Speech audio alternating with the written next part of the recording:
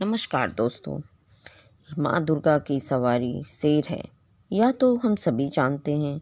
लेकिन यह ख्याल जरूर आता है होगा कि आखिर माँ की सवारी कैसे बना शेर।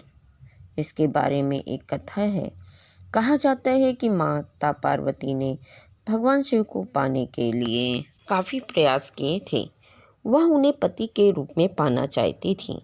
इसके लिए उन्होंने कठिन तपस्या की जो वर्षों तक चली।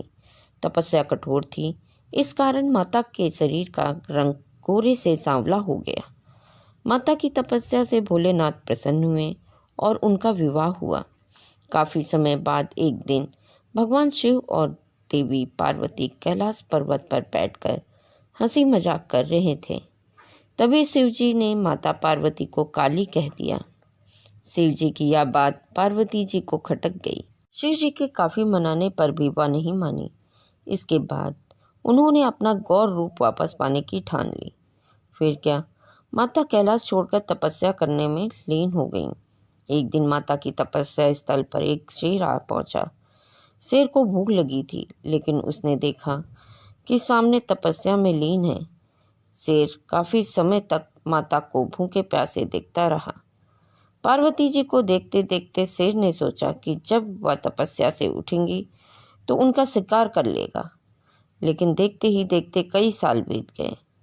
पार्वती जी की तपस्या जब पूरी हुई तो भगवान शिव प्रकट हुए और माता को गौरवपूर्ण यानी महागौरी होने का वरदान दे दिया। तभी से माँ पार्वती महागौरी कहलाने लगीं। तपस्या पूरी होने पर माँ पार्वती ने देखा कि शेर भी उनकी तपस्या के दौरान भूखा प्यासा बैठा है। उन्होंने सोचा कि शेर को भी उसकी तपस्या का फल मिलना चाहिए। इसके बाद ही माता ने शेर को अपनी सवारी बना ली। इस तरह से सिंह यानी कि शेर माँ दुर्गा की सवारी बन गया और नाम पड़ गया उनका शेरावाली। माता के शेर के वाहन को लेकर एक और मान्यता भी है।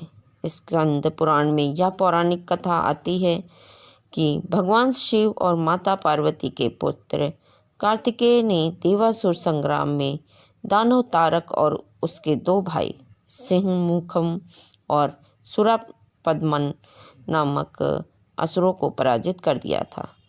सिंहमुखम ने कार्तिकेय जी से माफ़ी मांगी। इसके बाद कार्तिकेय प्रसन्न हो गए। उन्होंने उसे शेर बना दिया और माँ दुर्गा का वाहन बनने का भी आशीर्वाद दे दिया।